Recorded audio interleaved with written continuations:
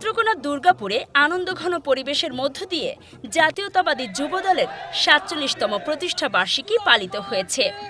মঙ্গলবার দুপুরে নানা আয়োজনের মধ্য দিয়ে এ কর্মসূচি পালিত হয়।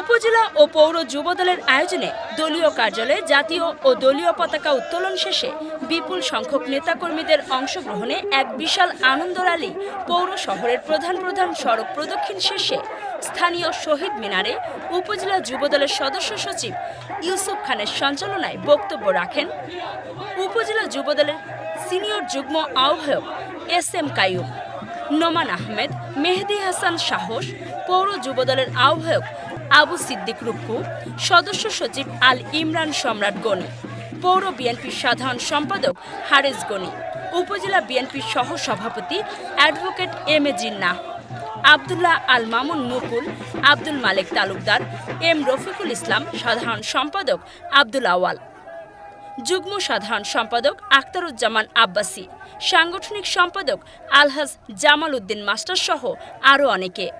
বক্তারা বলেন, শহীদ প্রেসিডেন্ট জিয়াউর রহমানের স্বপ্ন ছিল একটি উন্নত ও সমৃদ্ধ বাংলাদেশ গড়ার।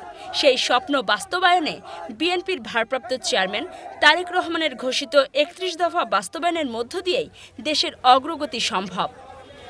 আগামী জাতীয় সংসদ নির্বাচনে ধানের শীষ প্রতীকের প্রার্থী ব্যারিস্টার কায়সার কামালের বিজয় নিশ্চিত করতে যুব দলের সকল নেতাকর্মীরা ঐক্যবদ্ধভাবে মাঠে কাজ করার আহ্বান জানানো হয়।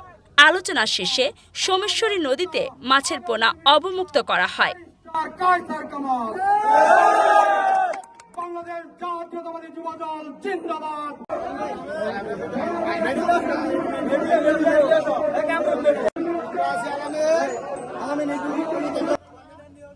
তোবারক হোসেন খোকনের তথ্য ও চিত্রে কাজী সাইমা, চ্যানেল 21, দুর্গাপুর, নেত্রকোনা।